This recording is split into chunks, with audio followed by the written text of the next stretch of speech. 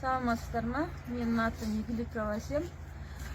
Осы қаңтардың айына байланысты мен ұлымды ұстап отыр. Қазір менің ұлым 19 жаста, медакадемияда оқыған, 2-ші курс. Өзіміз енді болашақ дәрігеріміз деп оқып атқан. Қазір осы қаңтарға байланысты сол 5-інде больницаға барып практикалық жұмысын бітіріп, қағаздарын алу керек болған. Бірақ соң үйге қайтып бара жатқан кезде жоғары жақта үлкен еркектер болды дейді. Сендер кольцо жаққа бармаңдар, қайтыңдар, о жақта атыс болып жатыр деп балаларды бәрін қайтарып қойып қалып кетті.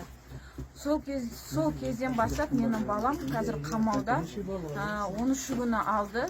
13-ші күні олар звондады, балам үйде болған кезде шақыртып алды да, алдап шақыртып алды да, кешкісін қайтадан босатып жібереміз деді, бірақ босатпады.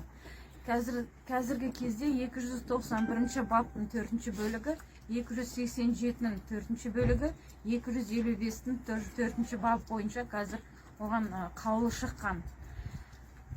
Жалғыз ұлым, көмектесулеріңізді сұраймын. Сол жерде болған кезде автоматтың рукояткасына сол жермен соққан, электрошокермен басқан баламды. Оны бас кезінде айтқан жоқ, осы кейін кезінде ғана айтты.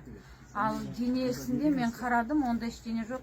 Өйткені балам өзі кішкене физически немен заниматься етеді, көк аса или қайтып кеткеннен кейін көрсетті мамаға. Кейіннен ғана айтты, солай соқты болғанын. Бірақ ешқандай медициналық көмек оның ішінен болған жоқ. Бәрінен сұрайтынымыз, балаларымызды жіберсе екен.